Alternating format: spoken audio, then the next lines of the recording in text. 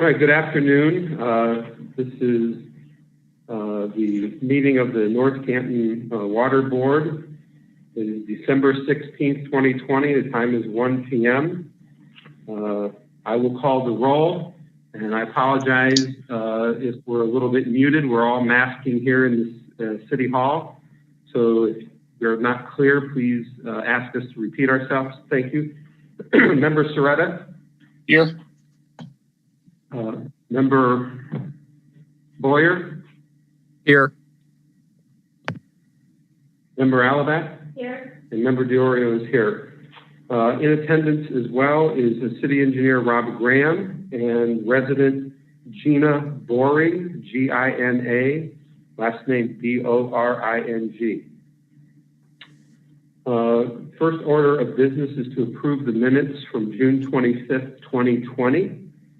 Is there a motion to approve as submitted? Moved by Alabat. Is there a second? Second. Seconds. Okay.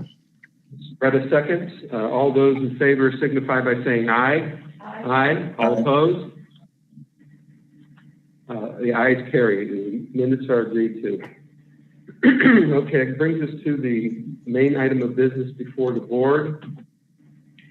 On the agenda we'll read a description. Resident Gina Boring is building a new home at 1474 Alexandria Parkway Southeast in North Canton. Her builder met with Bruce Bernhard, who advised that they would need to pay the frontage fees, as it's been over 10 years since the developer paid said fees. Ms. Boring has requested a meeting with the Water Board in hopes to have this repeat fee overturned or reduced. So, I think first we should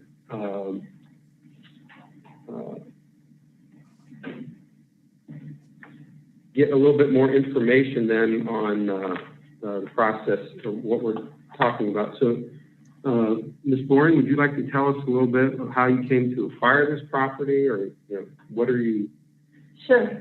Sure, yeah. First, thank you all for convening this meeting. I understand that it was a special request, so I appreciate you coming together for that. So, lifelong resident of North Canton. I went to high school with Mark Soretta. Hi, Mark. How are you? Hello. Hi, Jim. Hey, man. So, yeah, the question of where we're going to build was never in question, that we wouldn't live anywhere but North Canton. So then we needed to find a lot. Well, there aren't very many because everybody else had the same idea as us. So we found this lot in Alexandria. It's in Monticello. So my builder is just walking in. My husband was unable to join us today because at work.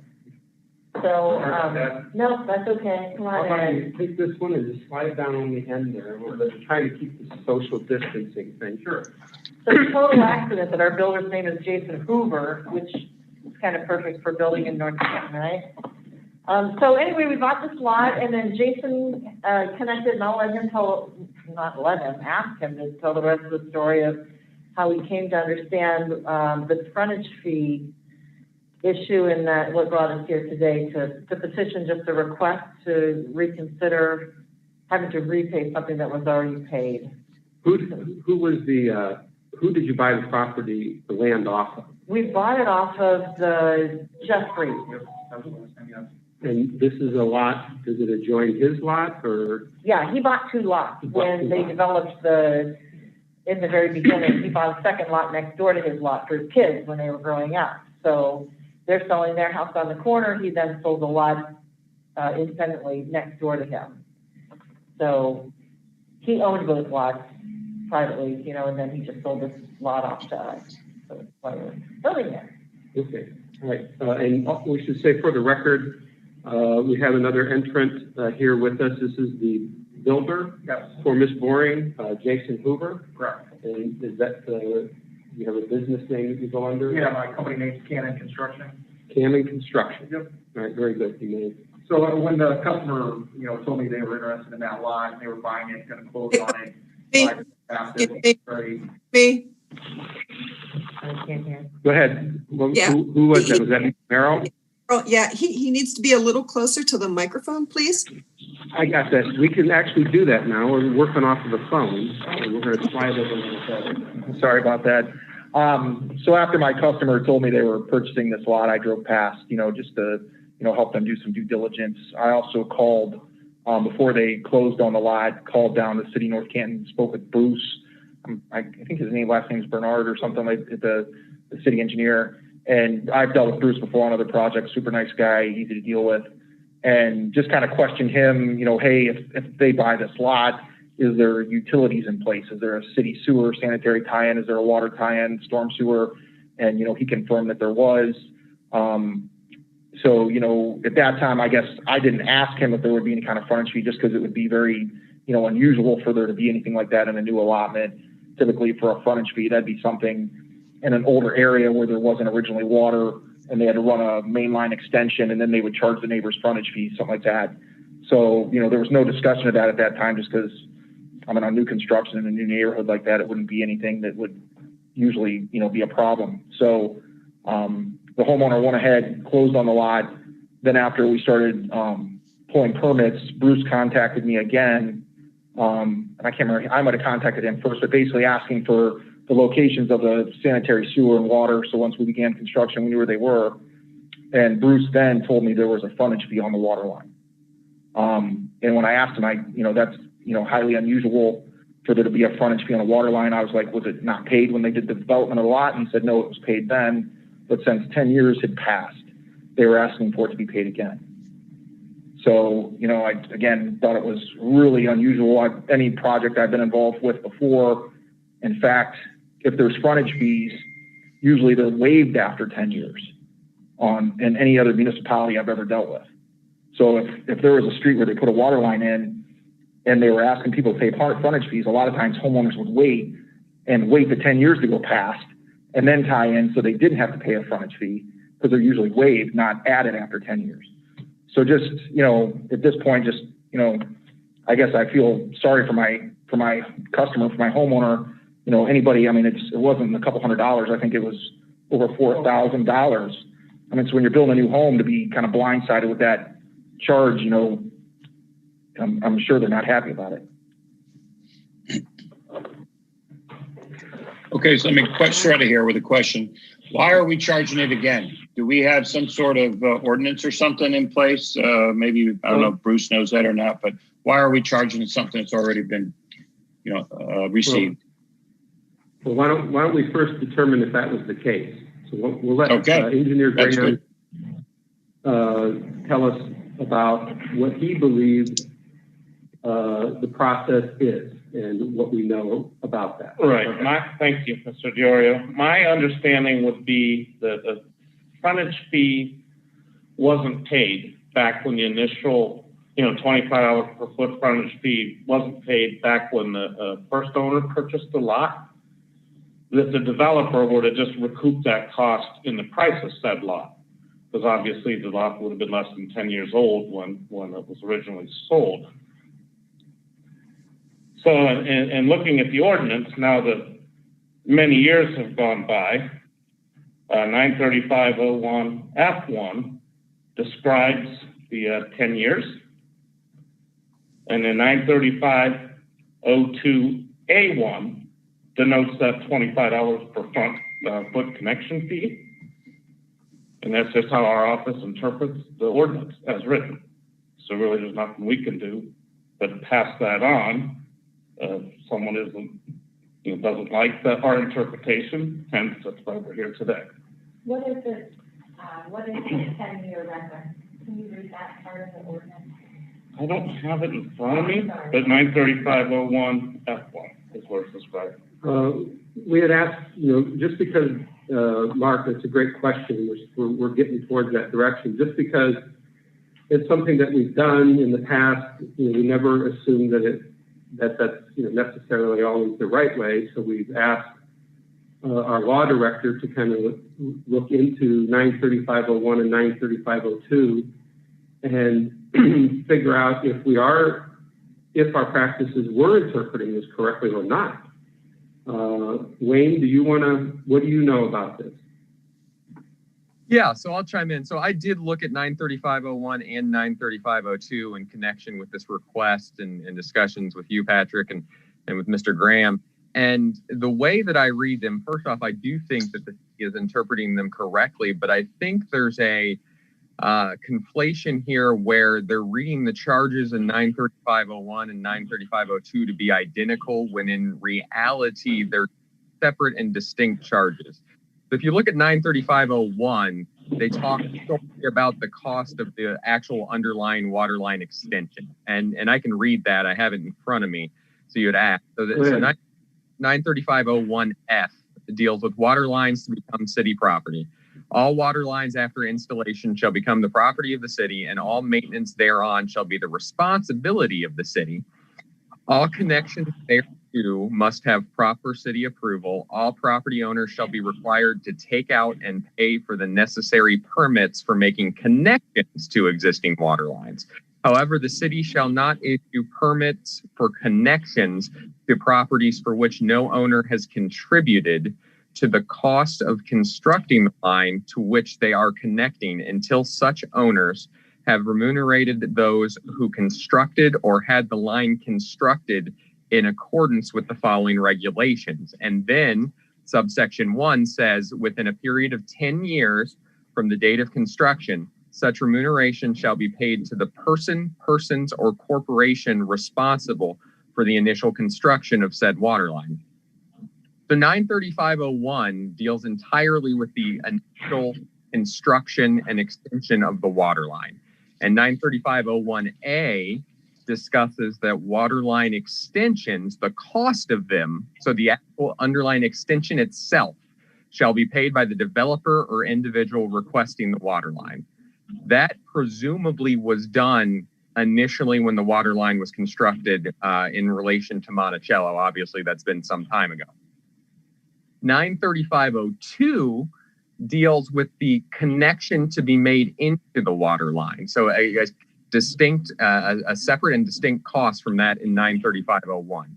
And so reading the two together, the way that I interpret it, okay, the actual underlying extension itself is paid for by the developer, which it was. But since that's been done and since no house was built on it, the actual maintenance of the water line for that entire period of time has been exclusively on the city. The city has dealt with the maintenance, upkeep, et cetera, related to that. So 93502, dealing with the actual frontage fee that's being discussed right now, 93502 deals with basically, in essence, those costs related to the maintenance, upkeep, things of that nature, go onto whoever is requesting the connection, which in here is Miss Boring.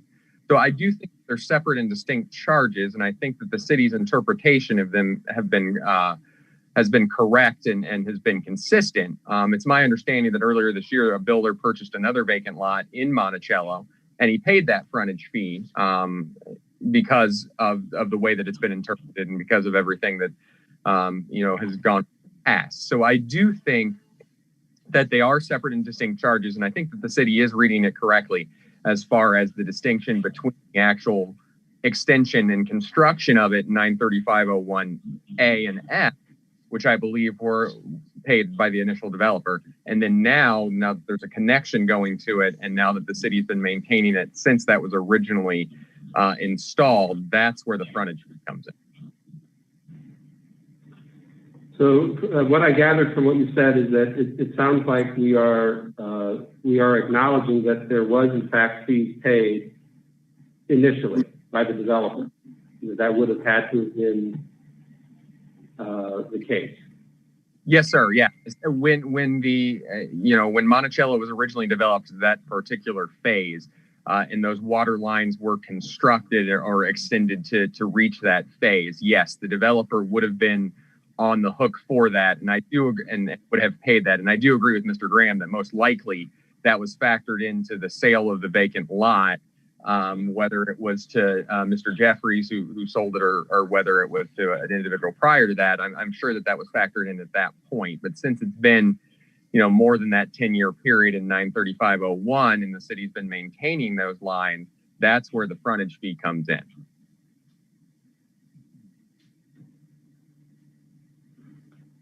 And this really is only applicable to where there's a vacant lot and there hasn't been a tie into the line. If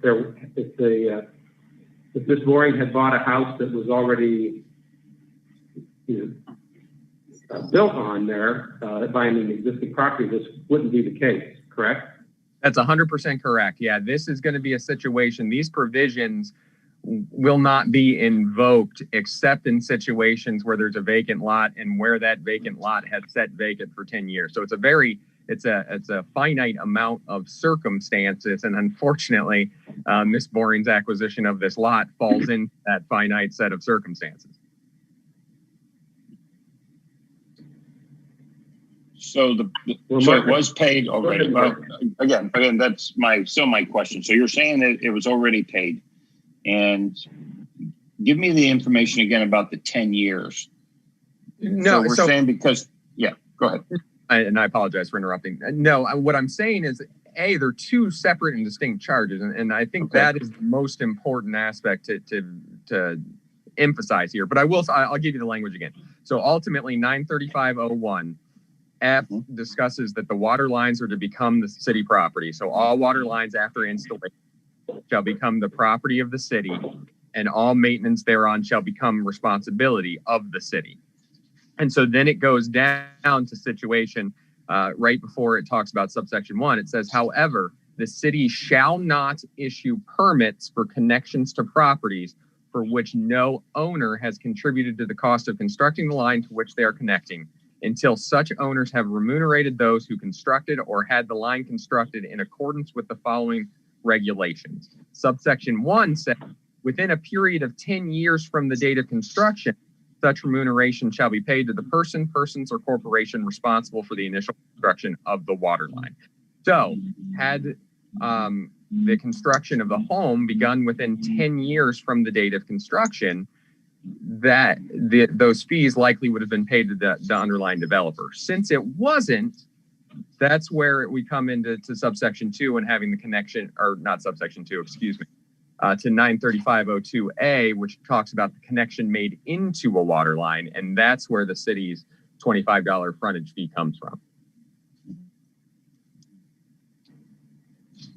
So it has nothing to do, I guess, to try to summarize it. I realize that was a very long-winded response, and I apologize for that. To try to summarize it, what the developer paid was the initial construction costs related to the extension of the water line. What the city is charging here for a frontage fee is a connection to that water line, and it's also in conjunction with the city's maintenance and upkeep of that water line since that lot has remained vacant for so long. Which is what, Rob? What kind of maintenance do we do when things are like that? Yeah, it's like not only maintenance now, but maintenance for the rest of its useful life, and then also setting aside monies for its ultimate replacement. But what our guys do is to keep the line clean, and they flush the hydrants every year to flush out the debris.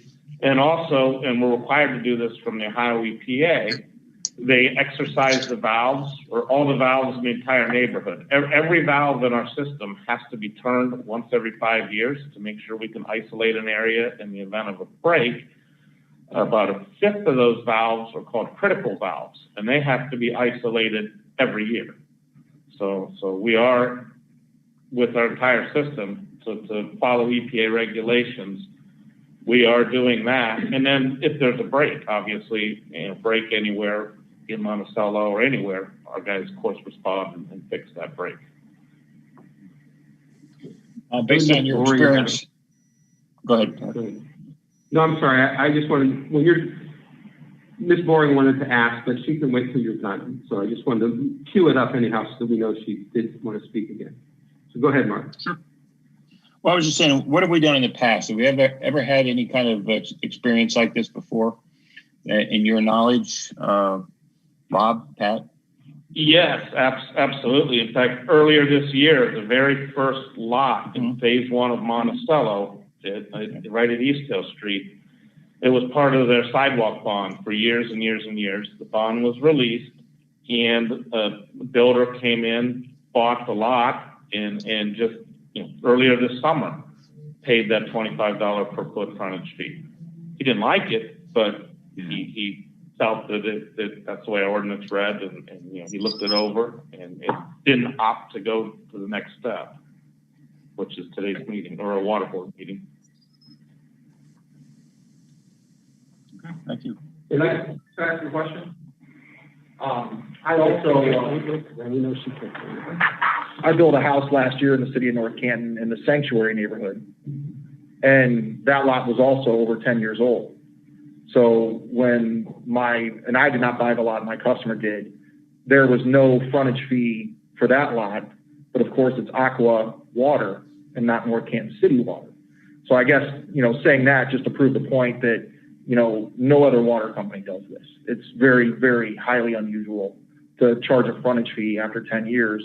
Every other water company I've ever dealt with, whether it be Canton City, Aqua, Ohio, and any municipality, after 10 years, waives the frontage fee, not adds it. They do the opposite.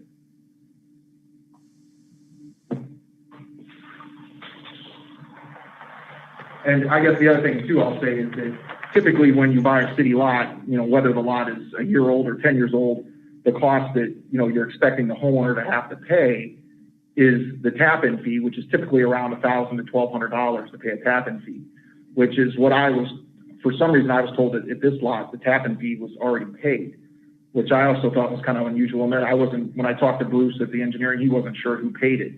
So the tap-in fee was paid, but the frontage fee needed paid again, which again was kind of, so I didn't know even, you know, with just the way it was, if, you know, if this fee couldn't be waived. I mean, I think it'd be difficult to prove that there was that amount of money spent on upkeep on that line just in front of their house. You know, was there any negotiating, or if, you know, if we paid the $1,200 that we were expecting to pay for the tap-in fee, you know, to negotiate it down to that, would that be possible? Corey, did you? No, I mean, I guess my thoughts were when I heard what the maintenance is on the line. You said when they sink the lines, when they very first lay them, they become property of the city and the city maintains them. And then when you're talking about why we're being asked to pay the fee again, it's because of that maintenance. So when they flush the line, they don't just flush the line in front of the whole neighborhood is flushed, right? So the whole line gets flushed. And it's not like the neighbors are getting a bill for for maintaining the line, their property of the city at that point. I guess it's just surprising to me. Well, I guess why again would it be charged in the Monticello neighborhood and not the sanctuary neighborhood, other than it's different water companies? The city still owns the lines in both neighborhoods, correct? No? No. No, so in regards to, Ms. Boring's observation regarding the others in the neighborhood, and the flushing happens and everybody's a benefit of it, but from what we could understand so far, those other homeowners or whoever bought those properties at one time paid that frontage fee, and so they bought in their maintenance cost. It's been paid. And we know at some point we'll have to replace these water lines, and so it's important that we treat everybody equally. Everybody has to pay the frontage fee, and that's why there was an ordinance created to do so. As far as what other municipalities do, I respectfully take into account what Mr. Hoover is saying. But every community has a different way of paying for things, and maybe they waive that, but they get it back someplace else. I don't know. But again, this is still, it's in North Canton. The sanctuary is in North Canton City. Regardless of the sanctuary is inside the city limits, it's not our water line. It's not our water service. Right. They don't get a bill from us. They get a bill from Aqua. Sure. So it's completely different. Paying of it a second time is the issue here. So we would pay that same amount of money if there were no water lines and North Canton had to come out and lay new water lines. We'd pay the $25 per foot to have brand new lines put in, right? Is it a different fee? Go ahead, Rob. This is Engineer Grant. No, that would be actually incorrect. We'd go back and we'd follow the 935-01 where it describes the private extension. So you would have to pay 100% of that cost, and then you could share that cost with anyone else that tied into it. Let's say you had to lay a half mile of water line to get to your house. You would bear that entire cost, but then could share it for any subsequent people from the point of tie-in to your home who then tied into it. So For a period of 10 years. in that situation, and so what if one of the neighbors decided to wait till after the 10 years to tie in, then what would happen in that situation? Similar to today, I would think. I mean, we're kind of getting out there on a limb, but it'd be no different other than you originally constructed said line and not a developer who sold lots for a living. The city would, per 93501, still becomes our property. Then we maintain it, so we'd really be the same situation.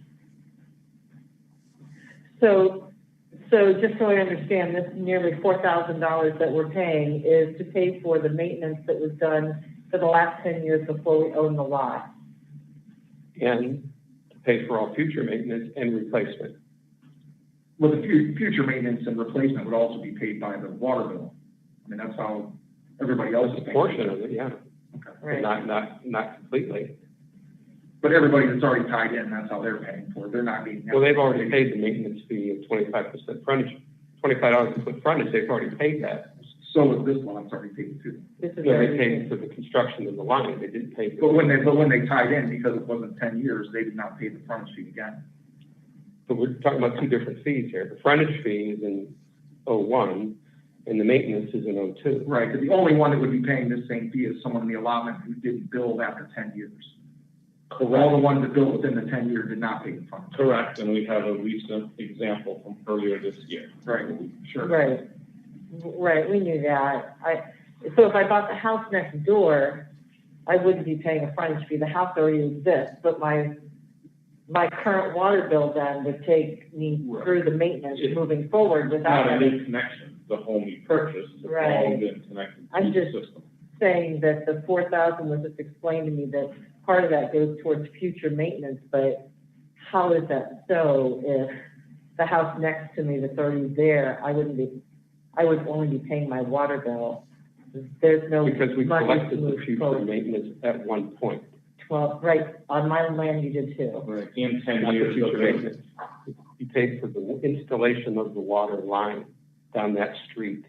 Right, right, I get that. And so, like, if there was 10 lots, let's just make the math easy. Say the line was $100,000, and there's 10 lots, right? So the builder's like, okay, I got to sell them these lots, right? And the cost for averaged out is 100,000 divided by 10 is 10,000 a lot. I got to pay the city for this water line to be put in. So now there's one lot that's not sold. The developer still paid for the installation of that line. We assume that when he sold the lot to whoever bought it, not you, that he recouped his cost of $10,000 for that. Maybe he did, maybe he didn't. But now there's been no connection on that line, that property. It's been 10 years. So nobody's paid into for that future maintenance on that lot. They already paid for the existing maintenance that occurred for that section or whatever proportion, if they're 10% of it, or because there's 10 lots, they representatively each pay 10%. If there's 25 lots, they each pay representatively 4%. But all we got in the beginning was, from what I understand, is the developer paid the city for that water line to be there. And then as he sold lots and homes were built, those people paid the 25% frontage fee. And so we gathered in revenues to address present maintenance, future replacement. Yes, the water bill also accounts for that. But if we said we didn't do the frontage fees and we put it all in the water bill, the water would be a hell of a lot higher than it is now. Because somewhere, it all has to be paid for. So we split it out, different revenue sources for how we replace these lines in the future. Some of it comes from water bills, some of it comes from frontage fees, some of it comes from tap-in fees, et cetera. So if every home in that allotment paid the frontage, if that frontage fee was paid when the allotment was being developed, except for ours, because there's not a home on there, right?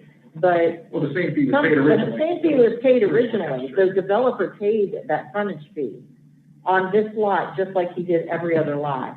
No? Yes, he did. Yes, he did. The developer installed the line on his dime.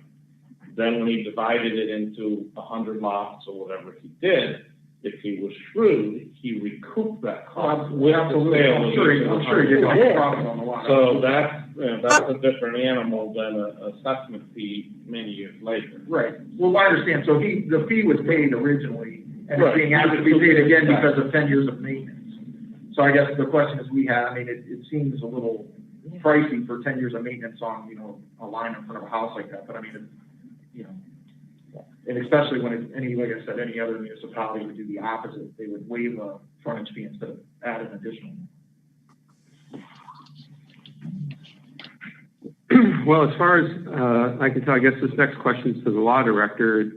It would be my understanding that this, as a matter of city ordinance, this board doesn't have the authority to override the city ordinance. It'd be up to city council to change the city ordinance.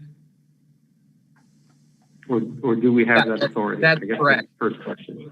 Yeah, 93502 uses the word shall. The $25 frontage fee shall be paid under the city treasury before the connection may be permitted. We don't have discretion to waive it one way or the other. It has to be a situation where if it would need to be amended, it'd have to go in front of council for some sort of change to the ordinance itself. We don't have the ability to unilaterally decide to waive or reduce it in this situation. We are mandated by the ordinance to charge it.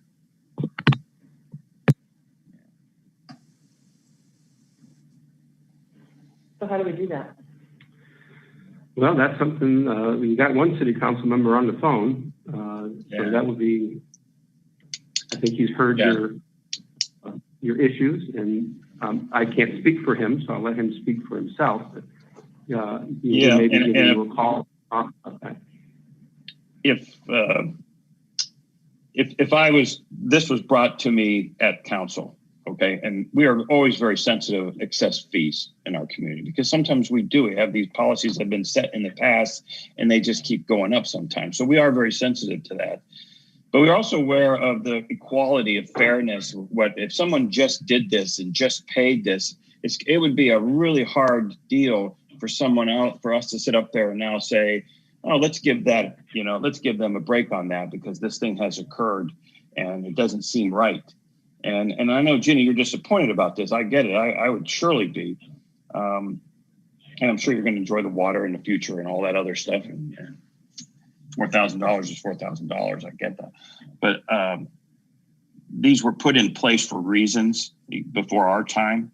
And looking at this, I think this reason was particularly for these type of situations where after 10 years, we may have to do different things. There might have been issues out there and something would have had to happen that we paid something on it. So we had to recoup something after 10 years because probably at that time, it took 10 years to recoup what you did do to maintain the lines. And now it starts over again, I'm thinking, from what Rob just said and so on. So if this did come to council, I'm not sure. And my just true opinion with this, how this could be overturned. We could probably look at policies and go forward in the future, but I don't know how we would reverse anything in the past to be retroactive like that.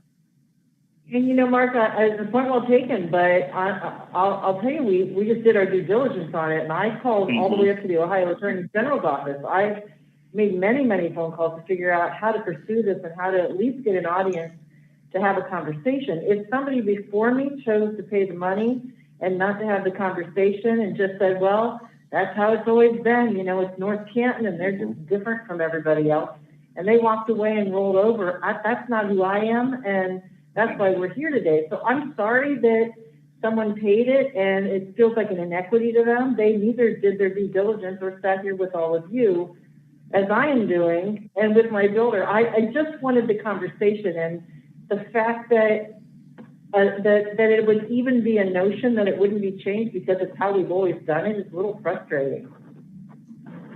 Well, I don't think that's the reason we could have always done it. It's the rule that's been put in place for a reason. And in this reason, Rob, you can tell me about the lines having to be maintained and so on. I'm sure that was the reason, not because we just always done it that way.